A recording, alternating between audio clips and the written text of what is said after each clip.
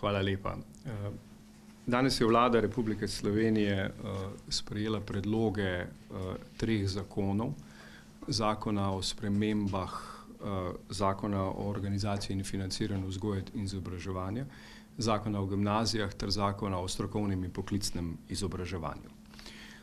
Vse tri pošiljamo v parlament, kajti jasno je, kdo je zakonodajalec v Republiki Sloveniji, to je na koncu vedno parlament.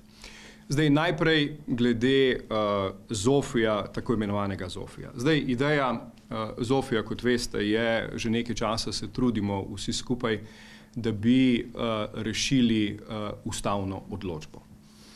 Ta naš predlog, ki ga je sedaj potrdila Vlada Republike Slovenije, gre v smeri tistega, kar mi razberemo iz odločbe Ustavnega sodišča.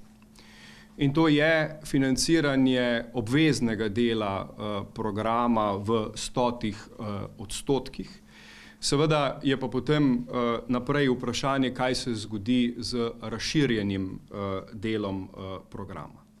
Glede na to, da zakon o osnovni šoli, ki seveda ni napadan zakon v okviru te odločbe Ustavnega sodišča, glede na to, da zakon o osnovni šoli govori o tem, da oziroma sploh ne opredeljuje razširjenega programa za zasebnike in da je mogoče javno veljavnost zasebnega programa pridobiti tudi brez opredelitve razširjenega programa, mi pač menimo, da zaradi tega razširjen program ni upravičen do financiranja v zasebnih osnovnih šolah.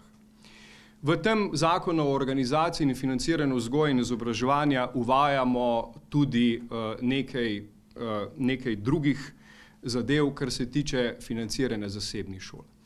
Prva je seveda ta, da bomo poskušali urediti pogoje, kdaj sploh pride do financiranja zasebnih šol. Pri tem je pomembno poudariti nekaj. In sicer, da ne gre za to, in seveda tega nočemo, da bi kakorkoli omejevali zasebno pobudo. Zasebna pobuda mora biti, zasebna pobuda je prav, da je, in s tem za zasebno pobudo kot tako ni nič narobe. Se pa vsaka država posebej odloča, do katere mere bo pa seveda to zasebno pobudo financirala in kaj bodo vstopni pogoji za to, da bo ta zasebna pobuda lahko financirana. In to, kar mi zdaj, kar Vlada Republike Slovenije z tem zakonom predlaga, je pač 100% financiranje tistega, kar se imenuje obvezni minimum in kar je opredeljeno v zakonu o osnovni šoli, ter seveda nefinanciranje razširjenega programa za zasebnike. Da bo zadeva čisto jasna. Za javne osnovne šole je v zakonu v osnovni šoli opredeljen seveda tako obvezni, kot seveda tudi razširjeni program. Medtem ko je za zasebnike opredeljen nekoliko drugačen obvezni program, razširjeni program pa seveda ne.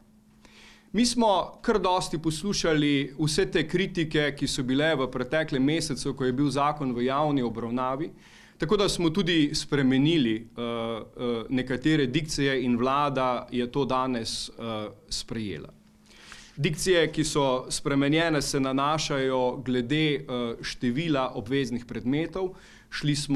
Slišali smo to kritiko, šli smo na vsebino, torej zasebni programi osnovnih šol morajo pokriti vso vsebino predmetov, ki so sicer v javnih šolah. Potem šli smo tudi na to, kdaj nekdo sploh pridobi financiranje, torej ko ima dva oddelka in tako naprej. Tako da, kot rečeno, en del je financiranje in drugi del je tisto, kar se imenujejo pogoji za to, da bo financiranje lahko teklo. Z vidika kvalitete in z vidika spremljanja kvalitete seveda uvajamo tudi to, da za nove zasebne programe, ne za že obstoječe, ampak za nove zasebne programe bo poslej, tako kot za šole, ki so tuje šole pri nas, tekel tako imenovan postopek evalviranja. Skratka, stalen postopek evalviranja, v katerem bo Zavod za šolstvo kot pristojni organ izvajal evalviranje po razredih, tako kot tudi vzgojno-izobraževalni proces teče. In potem bo seveda na koncu izdana tudi evalvacija s strani zavoda. Sedaj je namreč veljalo, da je nek zasebni program šel večinoma samo skozi sito strokovnega sveta in potem ni imel tega spremljanja. No, sedaj uvajamo to spremljanje zgolj in samo z vidika seveda zagotavljanja kakovosti. Če smem mogoče še par besed reči glede na kritike tudi, ki so bile podane in marsikatere od njih, se pravim, smo slišali, ki so bile podane v javni razpravi. Velikokrat je bilo izrečeno, da z nefinanciranjem razširjenega programa, da bo prišlo do tega, da ti učenci ne bodo dobili popolne izobrazbe. To seveda nikakor ni res, zato ker doseganje ciljev v vzgoji in izobraževanju ne more biti in ni povezano samo z polnim financiranjem razširjenega programa. Je še marsikaj drugega tisto, kar prispeva k temu, da so cilji v vzgoji in izobraževanju doseženi. Rad bi tudi povedal to, da je v tem procesu usklajevanja, da smo tvorno sodelovali z drugimi resorji in pa seveda tudi s koalicijskimi poslanci.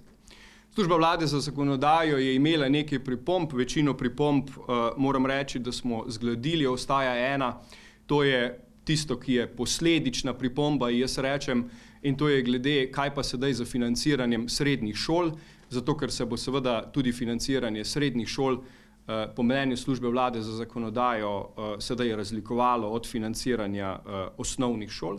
Ampak tu je ena pomembna razlika. Osnovne šole so obvezne, osnovnošolski obvezni program je predpisan in predpisan je seveda tudi minimum tistega programa. Potem je bila seveda še neka druga pripomba službe vlade za zakonodajo, češ da bi z uveljavitvijo tega zakona na nek način lahko tudi poslabšali pravni položaj. To pa moram reči, da tu pa mi ne vidimo te zadeve na ta način, zato ker smo to uredili v prehodnih določbah. V prehodnih določbah smo zadevo uredili tako, da bomo za vse tiste, ki so že vpisani v sedanje obstoječe programe, dofinancirali do konca njihovega izobraževanja, tako da bodo lahko normalno pod pogoji, pod katerimi so se vpisali, tudi nadaljevali svoje šolanje. Je pa pri tem mogoče pomembno izpostaviti še nekaj. Pravica do financiranja ni pridobljena pravica, zato ker če bi bilo tako, potem bi seveda, zdaj bom pa rekel zelo po domače, državni proračun lahko eksplodiral, pa ne zdaj zaradi šolstva, ampak zaradi vseh drugih stvari, če bi res bilo temu tako, da je pravica do financiranja dana enkrat in zavedno in je to edini način njenega modusa vivendija in modus operandija. Mogoče glede ZOFVI-ja še ena stvar. Jaz vem, da je to v družbi na nek način pomembno vprašanje. Meni se zdi izjemno pomembno, da vsakemu, ampak res vsakemu učencu, ne glede na to, ali hodi v javno šolo ali hodi v zasebno šolo, financiramo tisti del, ki ga od njega tudi zahtevamo. To pa je obvezni del izobrazbe. To je zelo pomembno, ker to včasih izpuščamo in o tem pogosto tudi ne govorimo. Tako da, če dovolite, bi zdaj pa prešel na še dva druga zakona, Zdaj, ta dva druga zakona, ker sta oba srednješolska, jih bom poskušal razložiti analogno. Eden je, kot rečeno, za gimnazije in drugi je za srednje poklicno izobraževanje. Kar smo uvedli, je tisto, na kar smo opozarjali oziroma kar predlagamo parlamentu, je tisto, kar nas sedaj tudi mediji na nek način, ampak saj to tudi sami vidimo. Namreč ta opcija, ki je prišla z GDPR-jem, če grdo rečemo, in to je opravičevanje odsotnosti dijakov od pouka. Nelogično je, da se dijaki, pa čeprav polnoletni, sami opravičujejo za svoje izostanke. To namreč povečuje absentizem, povečuje seveda tudi neke vrste, pa ne bom rekel, ali pa neke vrste nered, če hočete, v šoli. Zato novelo teh dveh zakonov to možnost sedaj zapiramo. Tako kot povsod drugod, v vsaki službi, v kjerkoli drugje, sami svoje odsotnosti ne morete ali ne moremo opravičevati. In mislim, da je prav, da to velja tudi za polnoletne dijake. Kot druga stvar, ki jo uvajamo, je tako imenovano vzgojno delovanje šole. Sedaj je namreč veljalo, da se dijaka lahko odstrani od pouka samo, kadar je bilo ogroženo življenje ali kadar je šlo za te večje disrupcije. Poslej bo mogoče dijaka odstraniti od pouka takrat, kadar bo motil ostale. Kajti tudi ostali dijaki imajo pravico do kakovostnega in dobrega pouka. In zaradi tega dajemo učiteljem to možnost, dajemo ravnateljem to možnost, da lahko v tem smislu to zadevo tudi uporabijo. Torej, kadar gre za bistveno oviranje pouka. In drugič, tisto, kar so nam srednje šole v veliki meri sugerirale, pa se nam je tudi zdelo prav, in to pa je stopnjevanje vzgojnih ukrepov. Doslej namreč, oziroma v neki spremembi zakonodaje je to stopnjevanje vzgojnih ukrepov umanjkalo. Preprosto ste lahko dobili 6., 7., ne vem kateri ukor in še vedno vas niso mogli izključiti šole. Zdaj uvajamo to novost, da po 5. ukoru na tej isti šoli ne boste mogli nadaljevati izobraževanje. Sedaj pa še ena posebnost za gimnazije. Tule bi pa radi dali možnost tistim najbolj nadarjenim. Najbolj nadarjenim predvsem z umetniškega področja, torej baletnikom, balerinam, glasbenikom in glasbenicam. Namreč neredko se zgodi, da v njihovi umetniškem izobraževanju tisti najbolj nadarjeni hitreje napredujejo, mnogo hitreje napredujejo, kot pa v svojem splošnem izobraževanju. In doslej je veljalo, da mora splošno izobraževanje in pa umetniško izobraževanje biti na istem nivoju. Sedaj pa tistim najbolj nadarjenim dajemo možnost, da na umetniškem nivoju lahko napredujejo že v srednjo šolo, napredujejo v umetniške programe na srednješolski ravni, medtem ko bodo splošno izobraževalno še vedno ostali v osnovni šoli. To je res samo za izjemne primere.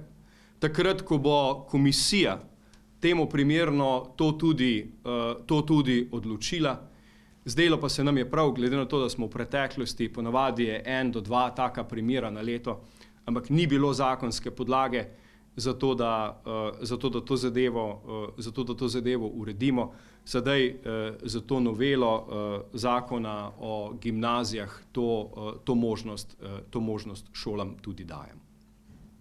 Mogoče še ena stvar, ki jo premalokrat omenjamo, ampak v zakon o organizaciji in financiranju vzgoje in izobraževanja smo dali tudi nek dolg, ki je ostal od stavkovnega sporazuma s sindikati. Namreč kolektivna pogodba glede preimenovanja vzgojiteljic v vrtcih se je spremenila, zakon pa se še ni spremenil, tako da tudi to je vsebina tega ZOFVI-ja. Tako da jaz bi tule za tale uvodni del končal, zdaj pa seveda za vprašanja.